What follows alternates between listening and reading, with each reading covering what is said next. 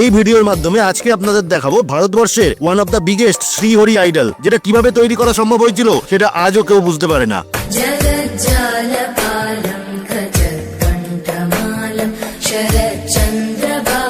এছাড়াও এখানে ভগবান বিষ্ণুর প্রত্যেকটি অবতারের মূর্তি আছে, কিন্তু রহস্যের বিষয় হলো এগুলো সবই একটা মাত্র বড় পাথর কেটে তৈরি করা হয়েছে। আর শুধু এই মূর্তি না, পাহাড় কেটে এই পুরো গুহা মন্দিরটি তৈরি করা হয়েছে, যেখানে 4টে ফ্লোর আছে। এমনকি এই গুহা মন্দিরের নিচে একটি সুড়ঙ্গ আছে, যেটা পাশের কৃষ্ণা নদীর সাথে কানেক্টেড। সায়েন্টিস্টরা পরীক্ষা করে দেখেছে এটা প্রায় 1500 বছরেরও বেশি পুরনো। কিন্তু ওই সময় তো কোনো আধুনিক পাথর কাটার মেশিন ছিল না, তাহলে কি ছেনি হাতুড়ি দিয়ে খোদাই করে এই এত বড় স্থাপত্যটি তৈরি করা হয়েছে, নাকি অন্য কোনো টেকনিক ইউজ করা হয়েছে, সেটা আজও রহস্য হয়ে থেকে গেছে। অন্ধ্রপ্রদেশের গুন্টুর জেলায় অবস্থিত এই কেভ টেম্পলের নাম উন্ডাভাল্লি কেভ টেম্পল। এখানে প্রবেশ করলেই আগে হনুমানজির মূর্তি দেখতে পাবেন। এছাড়াও অনেক দেবদেবীর মূর্তি আছে, আর সবচেয়ে আকর্ষিত 25 ফিট লম্বা বিশ্রামরত অবস্থার এই ভগবান বিষ্ণুর মূর্তি। তাহলে এই সুন্দর ভাস্কর্যের দর্শন জীবনে একবার অন্তত অবশ্যই করবেন।